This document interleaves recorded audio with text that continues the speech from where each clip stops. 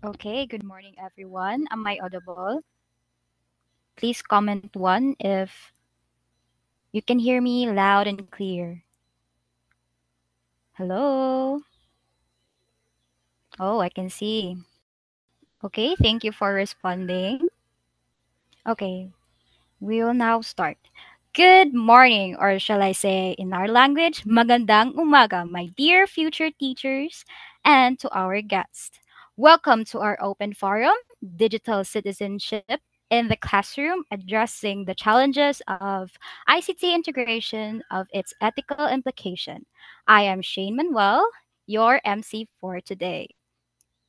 And I am absolutely thrilled to be guiding you on this exciting journey to online educational discovery. I'm really looking forward to hearing from our expert speakers and even importantly from you, our fellow future teachers, to share your insightful thoughts and expectations for this session. I hope that you will leave today a feeling with just not just inspired but also to energized and ready to make a real difference in the world of education. To start our forum, we will have a prayer led by Mr. Gole. For optimal audio clarification during the prayer, we kindly request that all the participants must mute their microphones to minimize background noises and to allow the respectful and focused experience of the prayer. And to be followed by the prayer, we will present a national anthem via video presentation. Please keep your microphone muted to ensure a clear and respectful viewing and experiences. Okay, good morning. Madunggan ako Shane. Yes po, madunggan ra Mr. Gole. Okay, let us pray. For those Catholic, please sign of the cross, Father, the Son, and the Holy Spirit. Amen. Our Father God in heaven, thank you Ginoo sa kahatag ginamo Ginoo nga wonderful morning. Thank you Ginoo for your love. Thank you for your grace. Thank you Ginoo sa imong mercy. Bisan pa man Ginoo sa mga activity karon ni Ginoo mag-bless.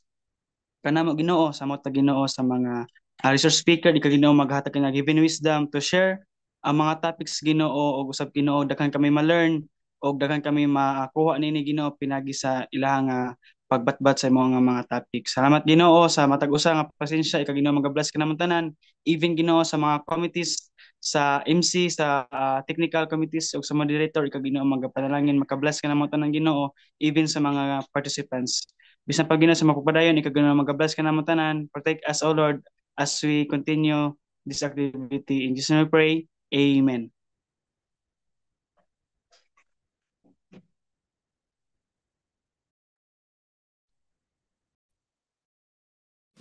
Mga kababayan, ang pambansang awit ng Pilipinas.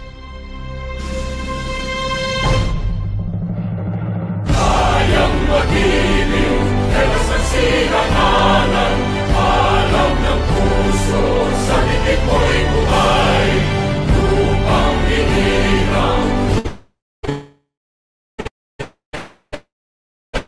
Yan ang magiting, sa manlulupin, di ka pasisigiw,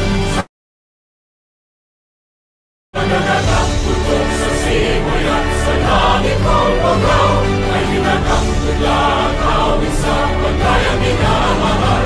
Ang isang ng matawad mo'y tagumpay na nag-iingin, ang bituin at araw niya kailan pang ay di magtitingin. Luman ang araw ng warhabin pag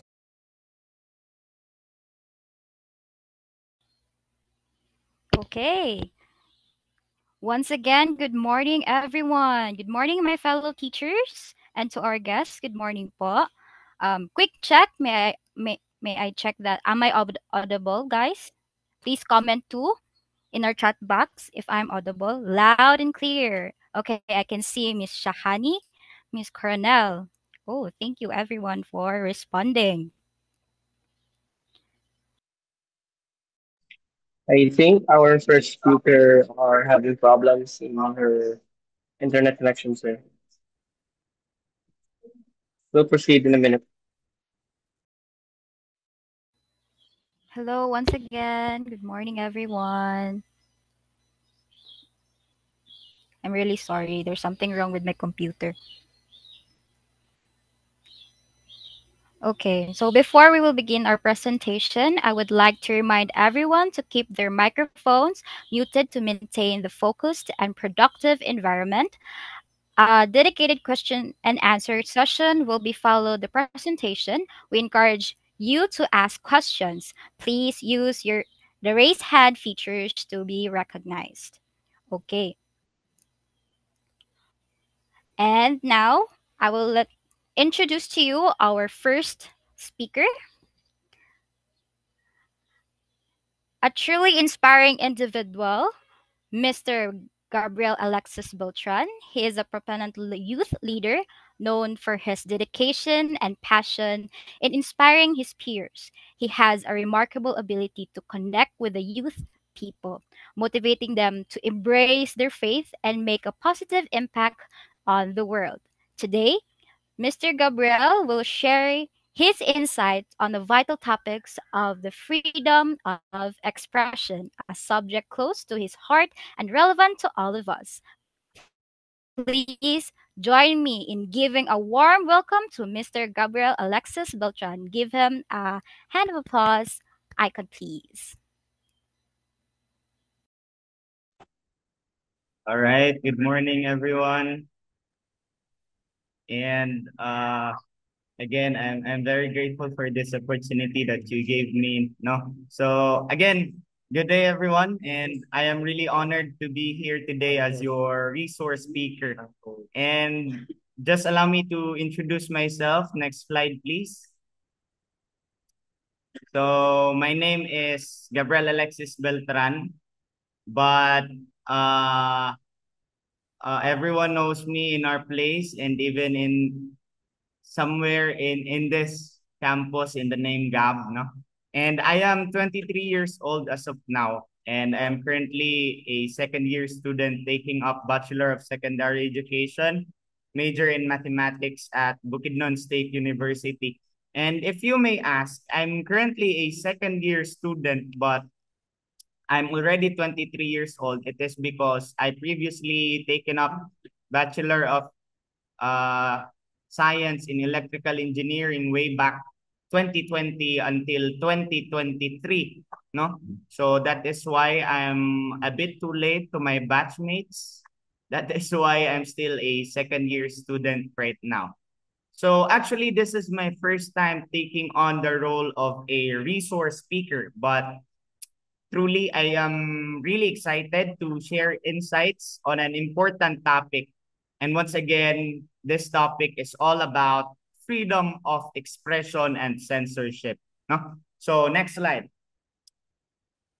All right. Question, no? Let me start this talk or this session with a question.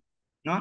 So everyone, have you ever felt afraid to express your opinion because you thought someone might censor or judge you?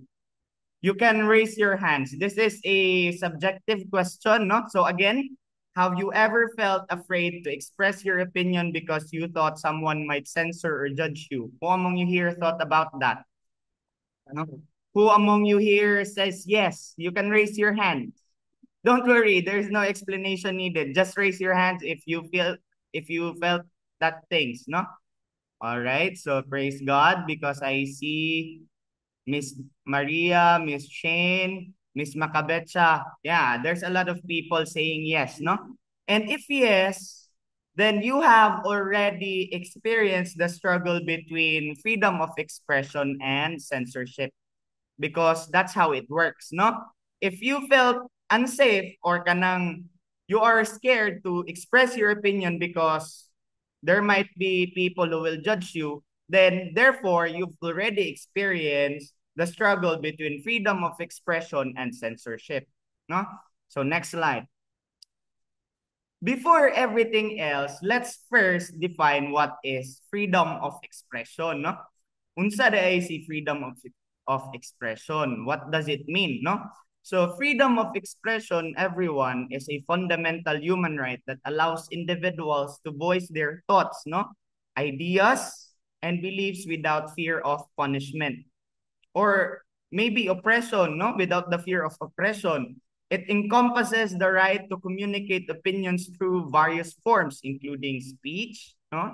Writing, there's also art, and there's also digital media. This freedom enables people to participate in discussions. It also challenges ideas and contribute to societal progress. But moreover, freedom of expression extends beyond individual speech. It also protects the press, no? Ensuring the free flow of information and diverse perspectives. Access to information is crucial in empowering individuals to make informed decisions and hold authorities accountable because legal consequences, ensuring that freedom does not lead to harm. Therefore, while individuals have the right to express their thoughts, they must do so responsibly and within the limits set by society and the law. All right, next slide. So we've already discussed or we've already defined what is freedom of expression, no? And this time, let's discuss what is censorship, no? Censorship, from the root word censor, is of course we censor things, no? Censorship is the suppression or restriction of speech, information, or media content. It can be imposed by governments, it can be imposed by private institutions, or maybe our social norms or the normal things nga atong gakasinatian in our daily lives, di ba? This can take many forms such as banning books that challenges political ideologies. No, I don't know if you've remembered in your results subject wherein the Noli Me Tangere was banned in many Catholic schools before because they say that it is harmful in the Catholic Church, no? And also restricting media coverage on controversial issues or controlling online content through filtering or blocking websites. For example, in some countries, news outlets are heavily censored to prevent criticism of the government, while in schools, certain books or films may be banned due to sensitive themes. Social media platforms also practice censorship, no? Even social media practice censorship by removing posts that violate their guidelines, such as those containing misinformation or hate speech, diba? And next slide, please. So there are different types of censorship, no? Including first, political censorship, no? So what is political censorship? All right. So once again, I'm back, everyone. No, once again, I'm very sorry for the technical issues that we're having. So the first type of censorship is political censorship. So first of all, what is political censorship? No, it is the government's control information to suppress dissent or criticism. For example, some countries restrict media coverage on political protests or opposition voices to maintain government authority. No? And one of the most concrete country that I will make an example is the country of China. No? For instance, the government heavily censors online content and blocks platforms like Google and Facebook to control information flow. No? In China, they block Google and they also block Facebook, no? To control information flow. And I don't know if you know about this issue or you've heard about this issue in US wherein they block TikTok in US. That is because that is under political censorship, no? So next next type of censorship is moral censorship, no? Content is restricted based on moral, based on ethical, or based on religious grounds, no? This can be seen when books, films, or online content containing sensitive topics such as sexuality or violence are banned in certain regions, no? I don't know if you've also heard about this issue before. I think that was year ago or 2 years ago about the movie Buzz Lightyear or Lightyear.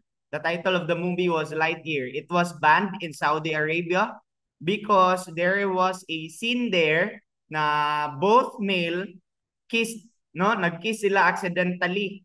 That is why it was banned in Saudi Arabia because, as we all know, LGBTQ is not welcome in Saudi Arabia, di ba? So, yeah, next slide. So next type of censorship is corporate censorship.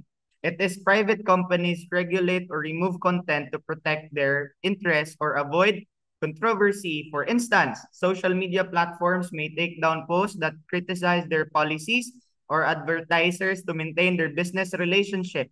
An example of this is YouTube demonetizing videos that discuss politically sensitive topics to avoid conflicts with advertisers, no? So ayun, corporate censorship. This is company, they censor the things that they are going to show in their company to make their company like look uh amazing or safe. Ano ba?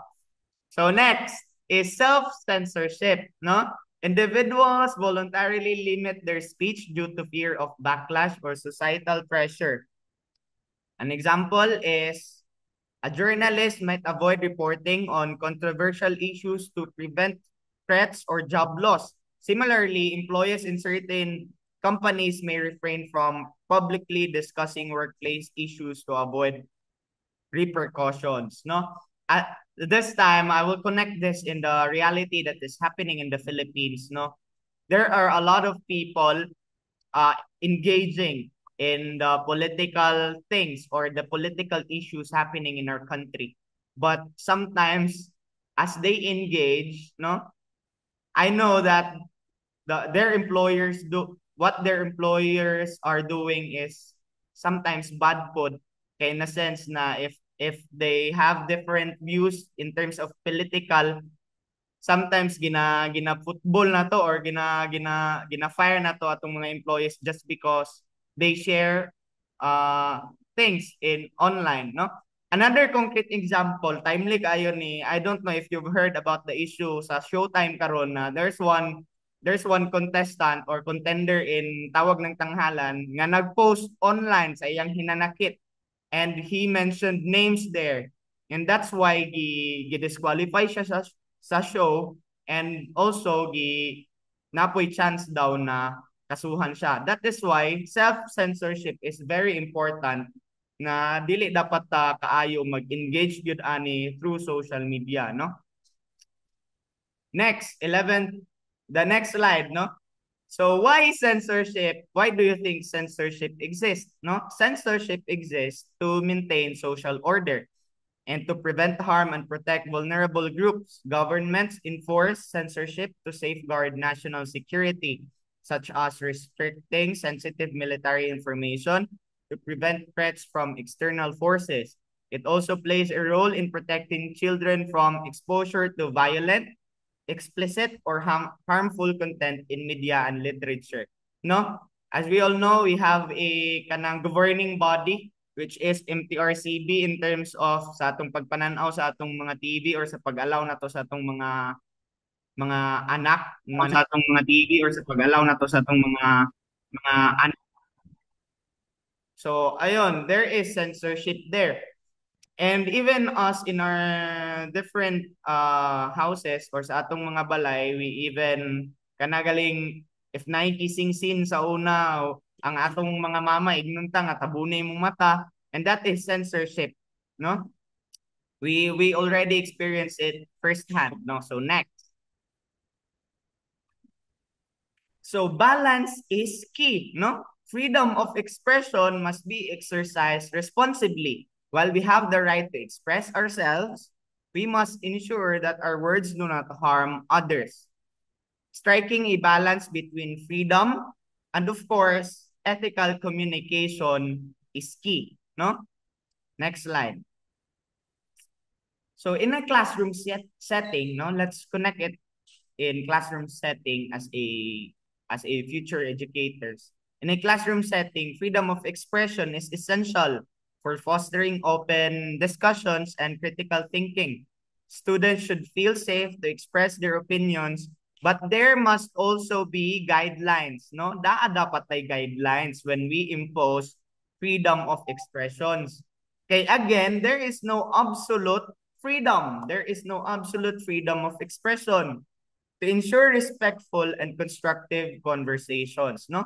Censorship in the classroom can take the form of restricted topics, regulated speech, or limitations on certain materials. Teachers must find a balance between allowing free expression and maintaining a respectful learning environment. Encouraging dialogue while setting ethical boundaries ensures that students develop both their communication skills and their sense of responsibility in expressing ideas. So next slide. Conclusion na ta guys, no? So let's go back, no? Balik ta sa kaganina. Balance is key, no? To wrap up, freedom of expression is essential for a democratic society. Yes, it is very essential, but it comes with great responsibilities, no? Censorship can protect or oppress depending on how it is used. And as students, let us advocate for informed and responsible speech, ensuring that our voices are heard while respecting others, no? And thank you so much, guys. I appreciate your time and attention today. As we conclude, I encourage everyone to reflect on the impact of your words and the balance between freedom of expression and responsible communication, no? And later on, I would really love to hear your thoughts and answer. Maybe you can ask some questions or any clarifications about the topic. But later on, there I think the moderator prepared a forum for us to ask questions and to listen to some answers. So once again, thank you so much and have a great day, everyone. Wow, thank you so much, Mr. Gabriel, for that powerful presentation. Your expertise and insight on this topic were truly invaluable. Welcome to Miss Kamel, Miss Jizan Makabetcha. Hello, Miss Jizan.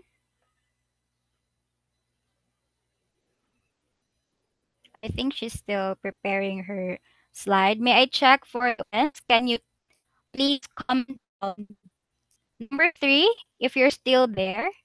Again, if you're still in the Zoom, can you please comment down 3? Oh, I can see responses. Thank you everyone for responding. Okay, we will still wait for Miss Jizan, okay? Need your patience for this. Thank you for confirming everyone. Good morning, everyone. Am I audible? Yes po, Miss Jizan. Okay, thank you. So I apologize for any technical problems given that we are currently experiencing slow internet connection here in the classroom.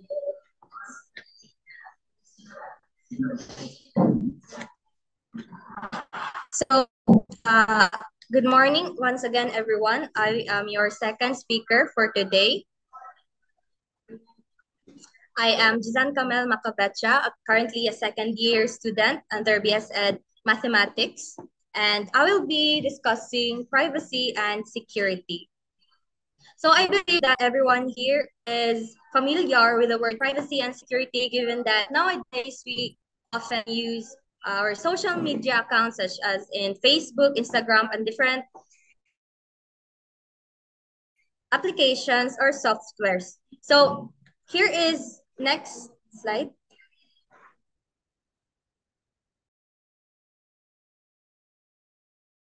Wait lang. So our discussion, which first we'll be having introduction, followed by understanding privacy and security, then Data Privacy Act of 2012, then tips for protecting privacy and security, and lastly, we have here the conclusion. Next.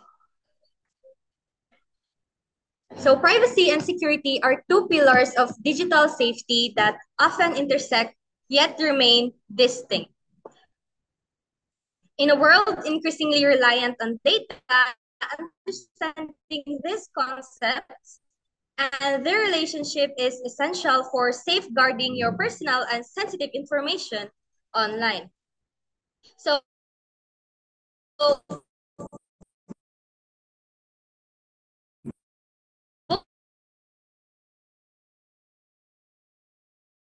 safety. So in the digital world, cybersecurity is typically the protection of data and sensitive information against potential breaches or leaks, often at the hands of cyber criminals or hackers. So the main difference between privacy and security is that privacy involves how your data is used and controlled, while security, on the other hand, protects this data.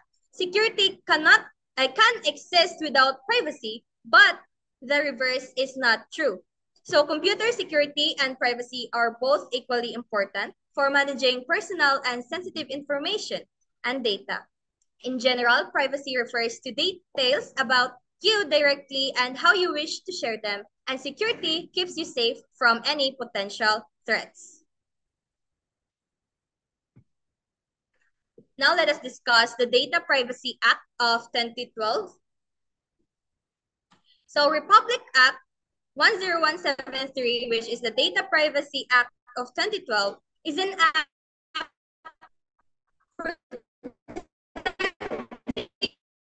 individual personal information and communication systems in the government, National Privacy Commission, and for other purposes. So the Data Privacy Act of 2012, officially termed Republic Act of 10173, was created to establish a framework for the processing of personal data in the Philippines.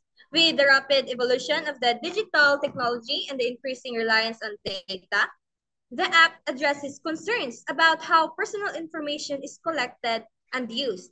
It aims to uphold the privacy rights of individuals, setting standards for data protection and promoting transparency among organizations. This act applies to the processing of all types of personal information and to any natural and juridical person involved in personal information processing. So for instance, whenever researchers are giving out questions or questionnaires online, specifically with the use of Google Forms, the first section will always be about the researchers asking for your permission to record your personal information and answers to that question.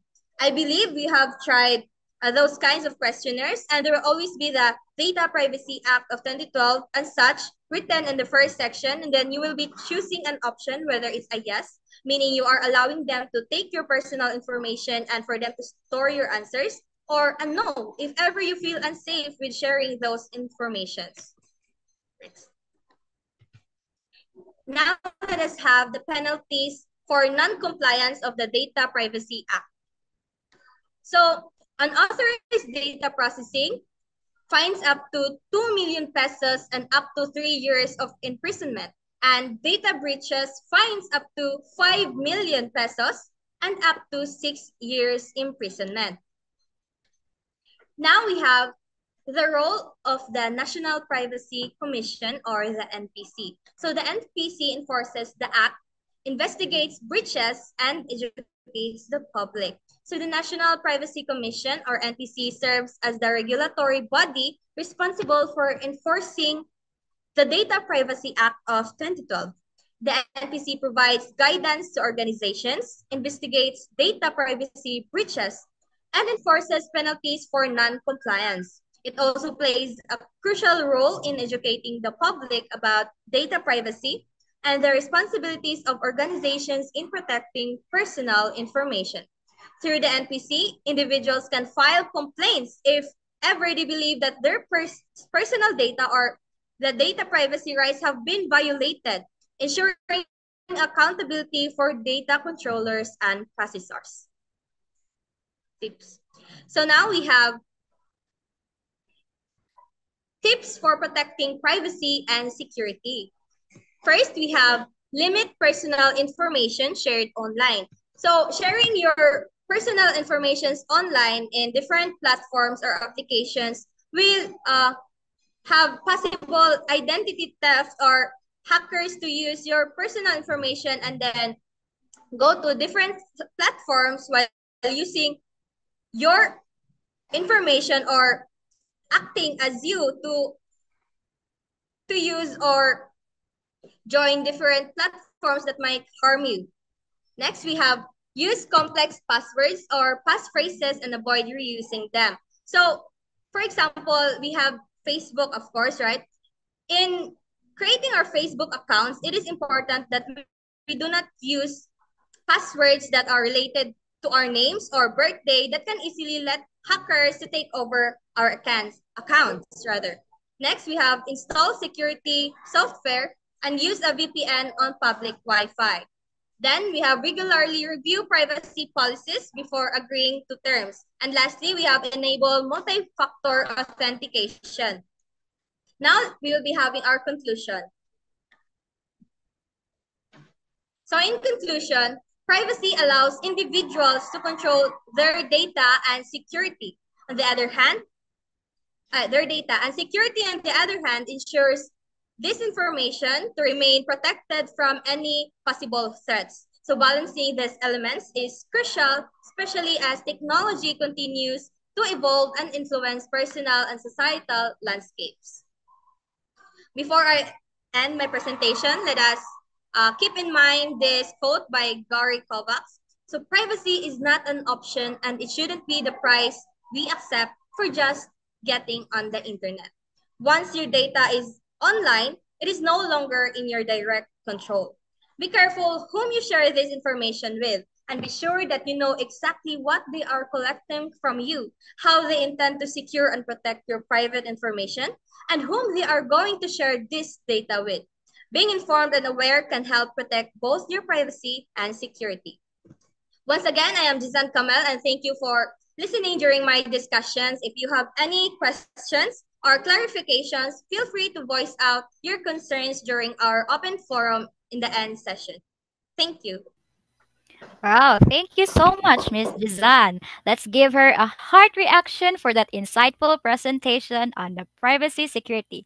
Heart reaction, please. Your knowledge and passion for this important topic were truly inspiring.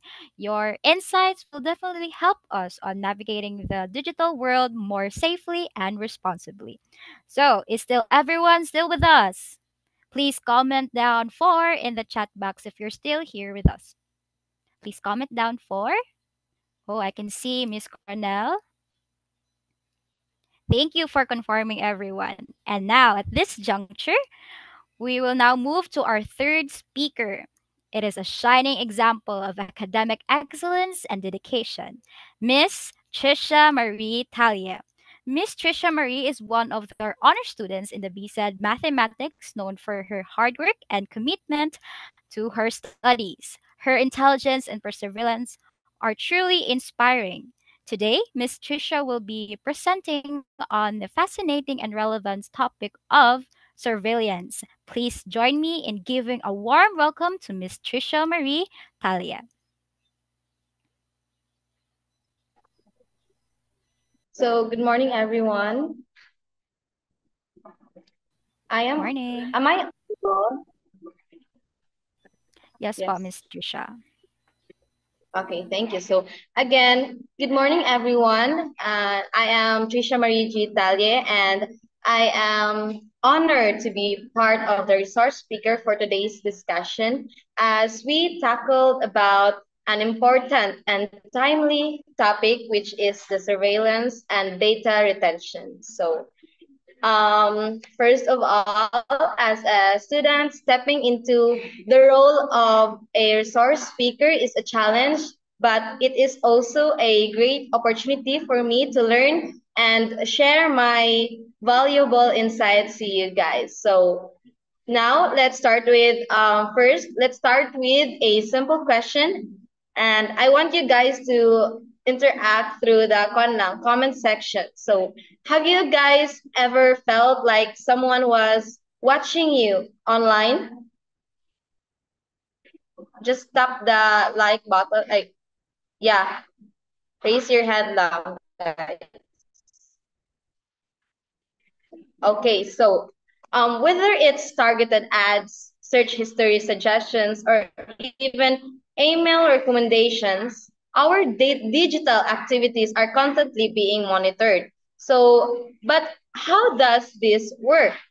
So today we will explore this question together. So next slide, please.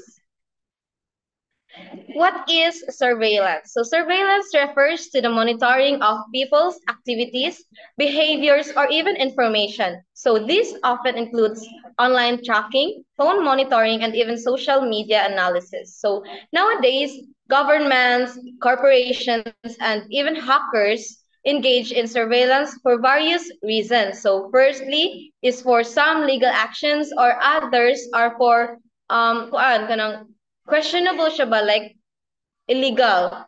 So how this how data is being collected in here. So next slide, please.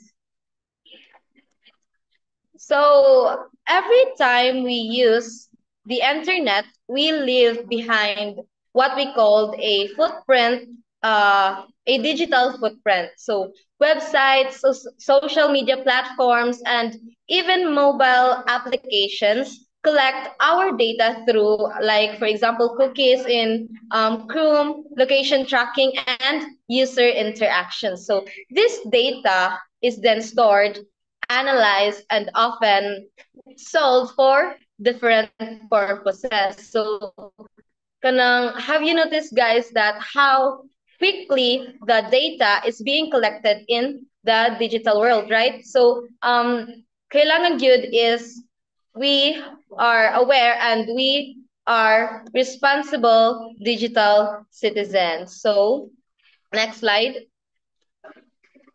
So why is data retention is important? So data retention refers to the duration and location where collected information is stored, ensuring accessibility and security for future use. So organizations retain data for several reasons. So first, the security, second, marketing and legal compliance. So firstly, is maintaining security, no? So governments actively monitor online activities to detect potential threats such as cyber crimes, terrorism, or fraudulent activities, ensuring public safety and national security. Secondly, it enables business to transact customers' preference, or what we call marketing, which is very kuan gid ron nga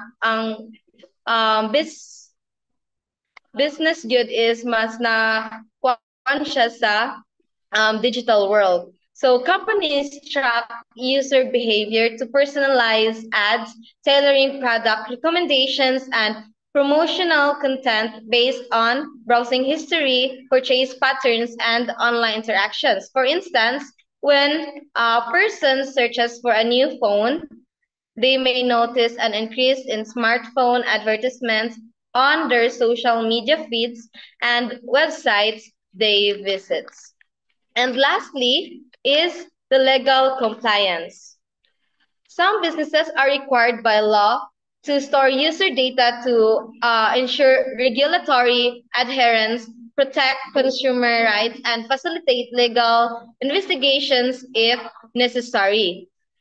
For example, financial institutions retain transactions records for several years to comply with an anti-money laundering laws, while healthcare providers securely store patient data to meet medical privacy regulations. So next slide, please. So risk and ethical concerns. So while surveillance can be useful, it also raises ethical concerns. So some risks include loss of privacy, data breaches, and misuse of information. So the loss of privacy. So people restricted in expressing themselves online. No, so like if we expose or we overshare our information sa our social social media, we have a can be used for manipulation, discrimination, or political purposes. So next slide, please. Protecting yourself online. So to reduce risk, we can take simple steps. Like first is pinaka important yun is use strong passwords. It is for you or for us to protect accounts with kanang like important accounts bitaw, like for example like mga bank accounts, so we need to use unique and complex passwords. Also, we can limit sharing of personal information, since if for example if kanang your birthdays, we shouldn't put it yun on public sa ato ang mga kanang social media accounts, since ang others ra ba is ginagamit og passwords ang um, ilahang birthdays. Next is adjust privacy central who can see our data on social media. And lastly is use encrypted messaging apps. So have you noticed the updated messenger na naka-end, if you are going to end kana. Oh, thank you so much, Miss Trisha. Your presentation on surveillance was thought-provoking and eye-opening. I really appreciate your sharing your knowledge with us. I hope everyone lists down their questions for the Q&A session later on after our speakers share their designated topic. Okay, quick check. Again, I want to comment down 5 or now or 4. Okay, let's go with the 5. I want you to comment down 5 if you're still in here in our online forum. I can see responses from Doshan, Miss Ira. Okay, again, please be reminded that keep all your microphones muted. Again, please keep all your microphones muted. Thank you. So, now to our last speaker for today's session. It is someone who is truly embodies leadership and academic excellence, Miss Hazel Jane Yagahon. Miss Hazel Jane is not only a dedicated student leader, but also an honor student, demonstrating a remarkable commitment to both service and scholarship. Beyond her achievement, she known for her kindness and enthusiasm. Today, she will be discussing a critical topic of the e-pollutants. So let's give her a warm welcome. Okay, good morning, everyone. Am I audible, Good morning everyone? po. Okay, Yes, Miss so good Hazel. day again, good morning. I hope you are all doing great today. So allow me to introduce myself first. I am Hazel Jane Amigahon, Bukidnon State University, taking up What? Bachelor of Secondary Education, major in mathematics. And it is an honor to be here as your resource speaker for today. And in this discussion, we will encounter an issue is growing rapidly but is often ignored. So this topic is about e-pollutants from e-waste, a hidden crisis. So next slide, please. So this will be our the topic for today. So from introduction to the call to action. So technology has given incredible innovations, and as students, we have benefited so much from these innovations. But as we move toward a more digital world, we must ask ourselves, are we properly managing the electronics we leave behind, or are we just unknowingly contributing to the crisis? So to begin this discussion, let us start with this image. So come and take a look and observe this image. And please comment if your observation regarding this picture. Everyone, Please comment your observation regarding this topic. Okay, thank you, Miss Coronel, for that good observation. So the picture that I have shown you is a pile of electronic waste. But is this just really a pile of electronic waste, or is there something else behind this image? And yes, there is something invisible in this image. So these are the e-pollutants, which are toxic chemicals released from e-waste, and they are harming both the environment and our health. So in this discussion, we will explore the issues behind e-pollutants and why ICT plays a role in this growing crisis. So before we dive deeper into the issue of e- e-pollutants, let's first define what we mean by e-waste. So what does e-waste mean? What exactly falls under this category and why is it becoming a global concern? So according to Balde et al. 2021, e-waste refers to any discarded electronic device, such as phones, computers, in appliances, and accordingly, we generate millions of tons of e-waste every year. And this number is not growing slowly, but is increasing rapidly. And here's the problem. The danger isn't just the waste, but what's in it. So now that we understand what e-waste is, let's take a closer look at what makes it dangerous. So what makes that e-waste dangerous? So you might think that old phones and laptops are just pieces of metal and plastic, but inside them are harmful substances that don't just disappear when we throw them away. So our gadgets, or we call the e-pollutants, contain dangerous substances such as lead, mercury, cadmium, and other toxic chemicals. So these chemicals don't just disappear after we throw our devices away. So if these gadgets contain hazardous materials, where does these where do they all go? So really they should be so if these gadgets contain hazardous materials, where do they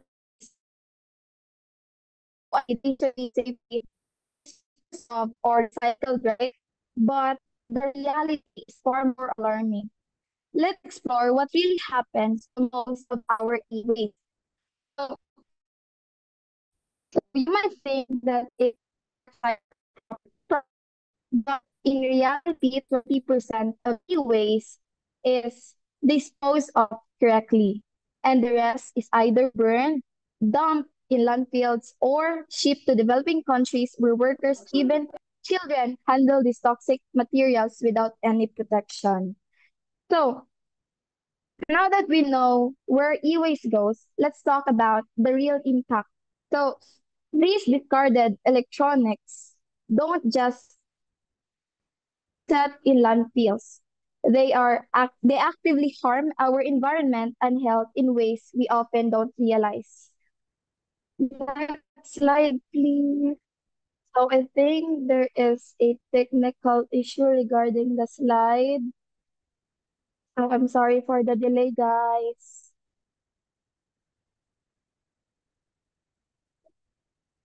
Okay. So yes. So we already know where does this e-waste goes. And so let's talk about its environmental and health effects of these e-pollutants from e-waste. So first, we'll talk about its environmental impact. So in environmental impact, there is soil and water contamination and air pollution from burning e-waste. So when we talk about soil contamination, when e-waste breaks down, toxic metal seep into the soil, making land unusable. Next is about the water pollution. So heavy metals like mercury and lead leak into rivers, affecting marine life and drinking water. And lastly is the air pollution. So when e-waste is burned rather than recycled, it releases toxic fumes that harm both humans and the atmosphere. And the next is the health risk of these e-pollutants from e-waste. So it can lead to poisoning. So it can affect brain development, especially in children. And it can also um, uh, affect cancer risk, such as long-term exposure to e-waste chemicals has been linked to cancer. And lastly is for the lung and kidney diseases. So burning e-waste releases fumes that can cause lung and kidney diseases. And the worst part of these environmental and health effects of e-pollutants is that many people exposed to these pollutants that they don't even know the risk they are facing. So next slide, please. So why is e-waste growing at such an alarming rate? So one major reason lies in how ICT companies design and market their products. So let's break down how technology companies are contributing to this crisis and what we as consumers can do about it. So have you ever noticed that after just a few years, your phone slows down, battery life decreases, or it no longer receives updates? And take note that this is just no accident because it is called planned obsolescence. So, tech companies intentionally design devices with a limited lifespan. They do this in three reasons or in three ways. First is for the software update. So older devices eventually stop getting updates, making them slow and incompatible. The second one is the non-replaceable batteries. So many gadgets now have built-in batteries that can't be replaced easily. And lastly is for the fragile design. So devices are made with materials that breaks easily, forcing us to replace them. And another major problem is that many electronic devices still contain, I mean, you might think that even if we throw away our old gadgets, they get recycled. So you might be thinking that all of those gadgets that we have thrown away are being recycled. But in reality, again, only about 20% of e-waste is properly recycled worldwide. So why does this thing happen?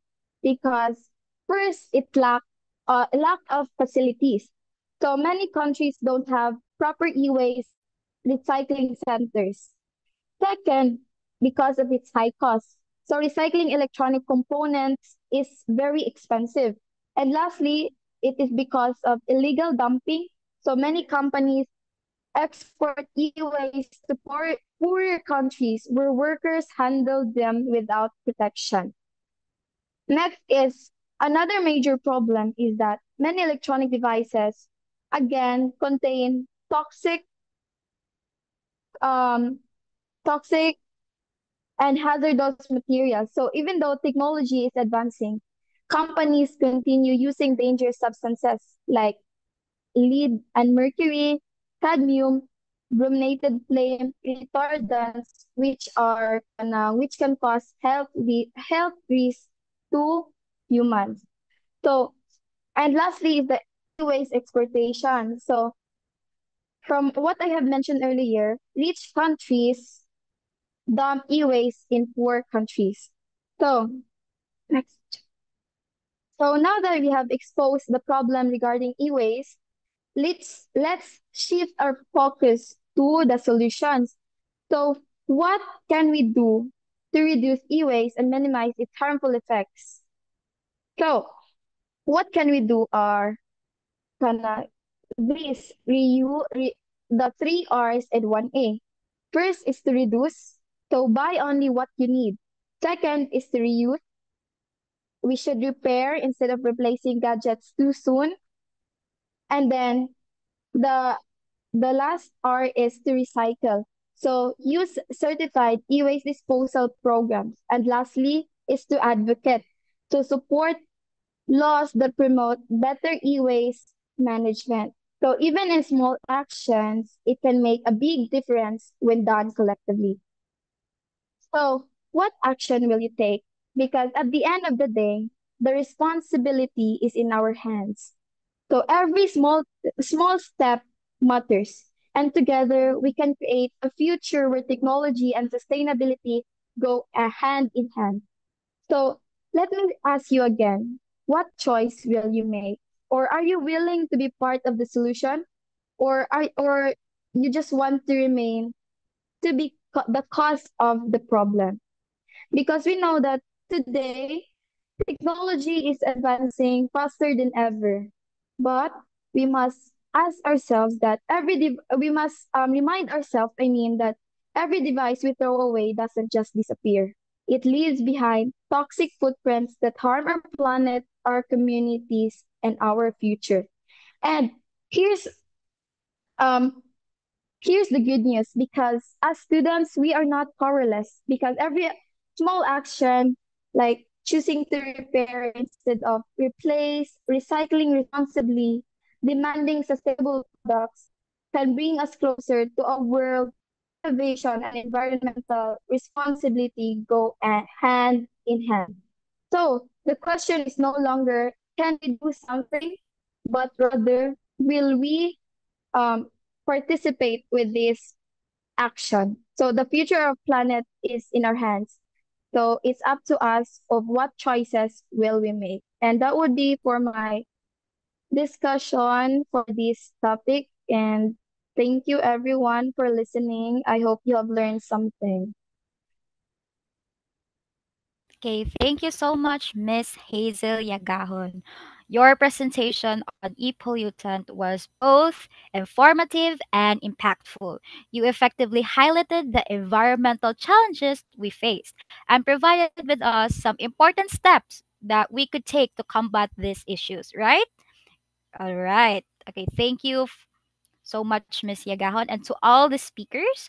Moving on to the next segments of our program, may I call on Mr. Kenley Pauya. So, good morning, everyone. So, we are finally in our first and foremost. Please voice out as your curiosity will be a significant help betterment of this program. Your participation will be highly appreciated. Thank you.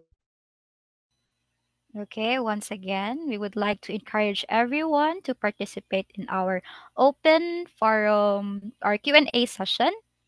Please raise your hands if you have questions regarding to the four topics that have been discussed this morning.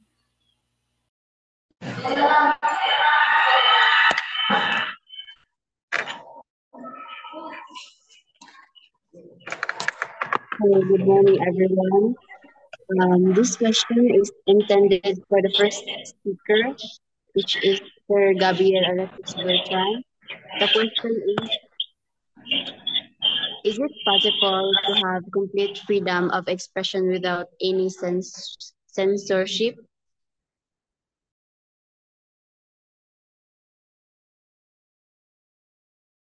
All right, thank you so much. That was a very wonderful question, no? So again, the question is it possible to have a complete freedom of expression without any censorship?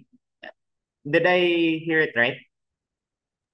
Yes, sir. All right. So, everyone, in reality, no, complete freedom of expression without any form of censorship is difficult to achieve because, again, there is no absolute freedom when we say freedom of expression, no? Societies impose certain limitations to maintain order, prevent harm, and also to protect individual rights. And let's say, for example, no, speech that incites violence or spreads false information can have serious consequences, of course.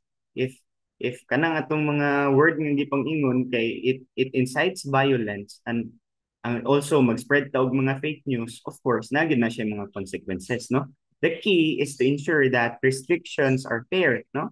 And also justified, and do not suppress important discussions for diverse perspectives, no? Kana lang. I hope that I've answered your question, no? Hopefully. So yeah, thank you. Okay, thank you so much, Mr. Beltran. And thank you, Miss Karen, for asking. Okay, we would like to encourage others to participate in this. Okay, we have Miss Cabarde. Oh, Miss. So, good morning, everyone. So, this question is for the third speaker, which is Ms. Talie. How can students protect their personal information from being excessively collected in school and online platforms?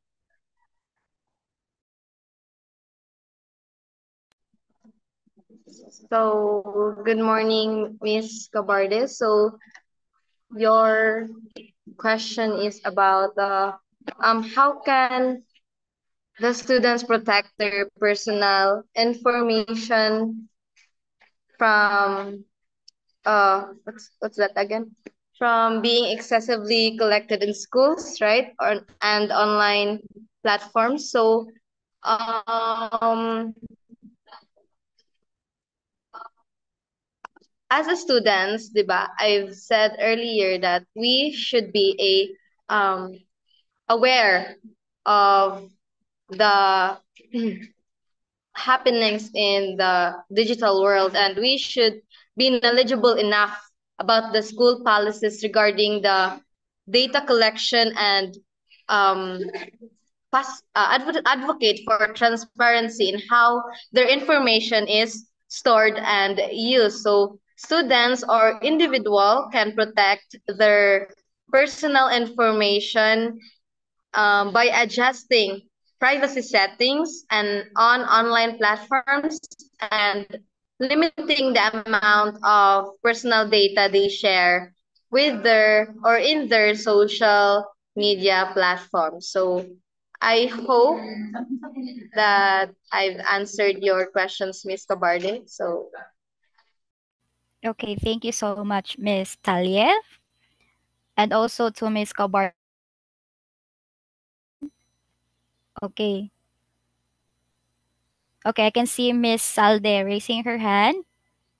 You have the permission to speak po.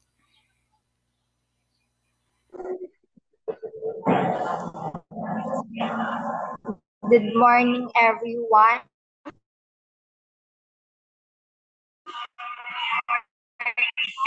My question is intended for the second speaker, Ms. Jizan Macabetcha of 2012, Protect Individuals in the Philippines. Thank you. Good morning, Ms. Salve. Thank you for the question. I believe now you're asking how does the act protect individuals in the Philippines? Please kindly react hard if I heard it right.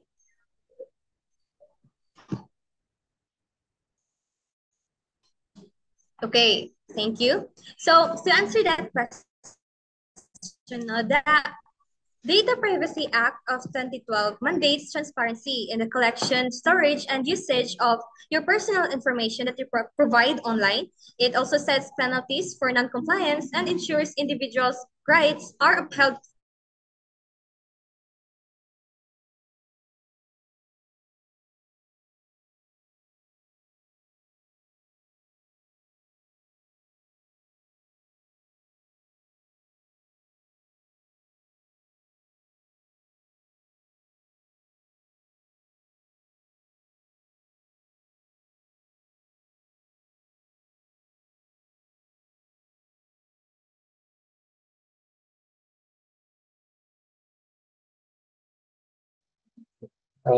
Seems that we had a problem again. So let's proceed to the next person who would like to ask a question. Okay, so there's a typical problem with Miss Jizan. So now we're moving on to the next question. We have Mr. Mamalias. He's raising his hand. Now you can open your mic po to ask. inquiries.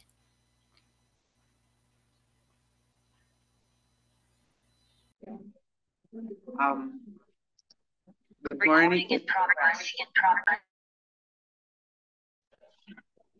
Hello, good morning, everyone. Um, my question is the for Miss Jizan, the second speaker. And my question is, what is the significance of privacy policies in apps and services? Thank you, Mr. Mamalyas. So the significance of the privacy policies in apps and services is that it informs users about what why their personal information is collected and how it is used and with whom it is shared. Users must also review these policies to ensure that they are comfortable with the terms before agreeing to it.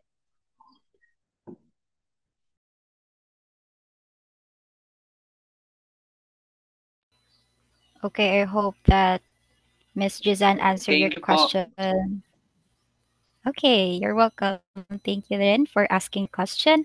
Now moving on to the next person who would ask. I can see Mr. Dakipil. Now you can open your mic to ask inquiries po.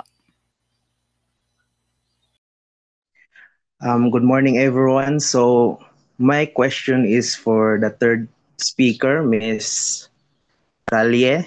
So, my question is, what are the ethical concerns surrounding data retention in educational institutions?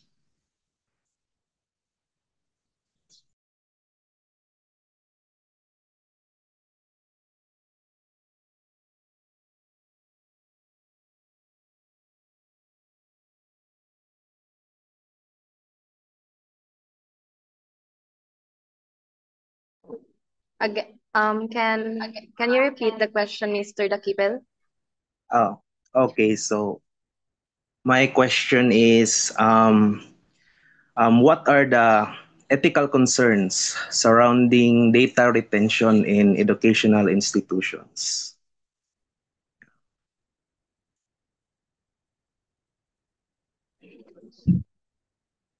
Potential over surveillance of students, leading to a lack of trust and freedom in learning environment. So additionally, the risk of data breaches and unauthorized access to student records can compromise personal information and lead to unattended consequences, such as discrimination or the misuse of academic performances data.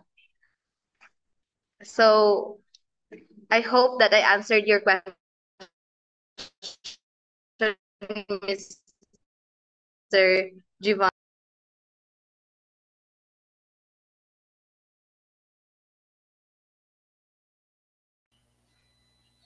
Okay, thank you so much, Miss Talia and Mr. Javon. Now moving on to the next person who will ask. I can see Miss Jelly raising her hand. Now you can open your mic to ask some inquiries po.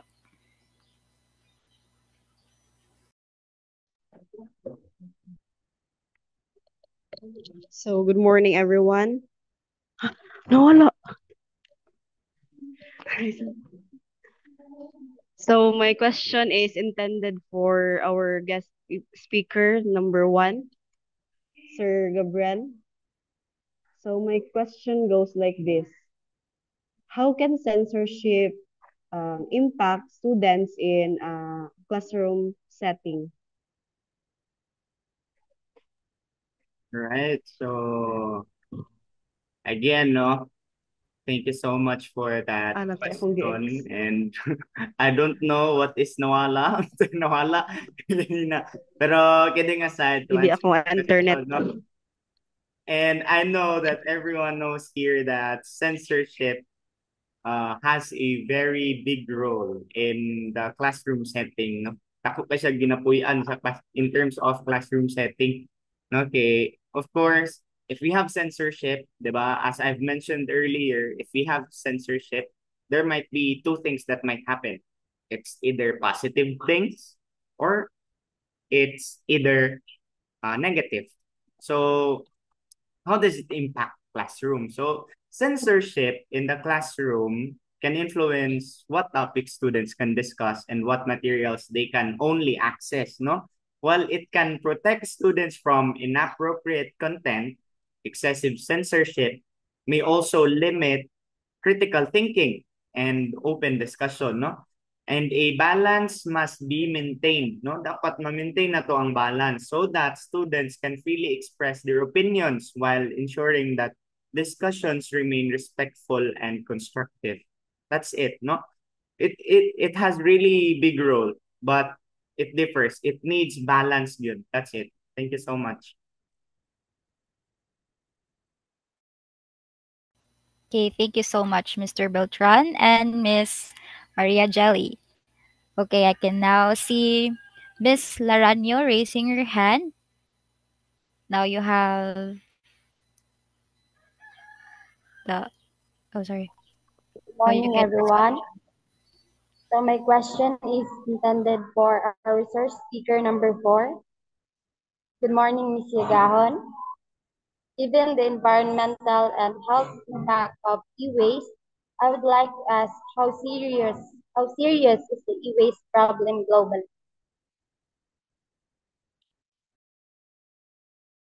Okay, good morning, everyone. Good morning, Miss Laranio, and I think your question is about how serious is the e-waste problem globally. So to answer that question, Miss Laranio, the e-waste problem is, yeah, very serious. And from my discussion earlier, no, I have mentioned that according to Baldi et al. 2021, the world generates over 50 million metric tons of e-waste annually. But for these 50 million metric tons of e-waste, only 20% is properly recycled, and the rest is dumped in landfills or shipped. So again, this problem has occurred. So let's now move on to the next part of the program, or let's wrap up. Okay. So, thank you everyone for joining us today for this insightful and engaging discussion on the challenges and opportunities of the ICT integrations in education. We've heard from some of your remarkable individuals who have shared expertise and passions on crucial topics like freedom of expressions, privacy, security, surveillances, and lastly, the e-pollutants. Their presentations have provided us with much deeper understanding of the complexities involved that have hopefully inspired us all to approach these issues with a greater awareness and responsibility. As Nelson Mandela wisely said, education is the most powerful weapon which you can use to change the world. And today's discussion highlights how much crucial is to use technology responsibly and shaping the world. I hope that you found today's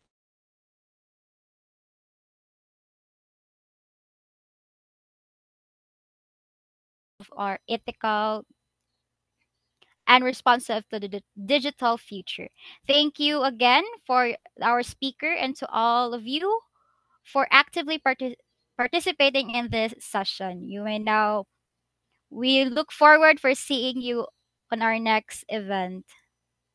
Thank you.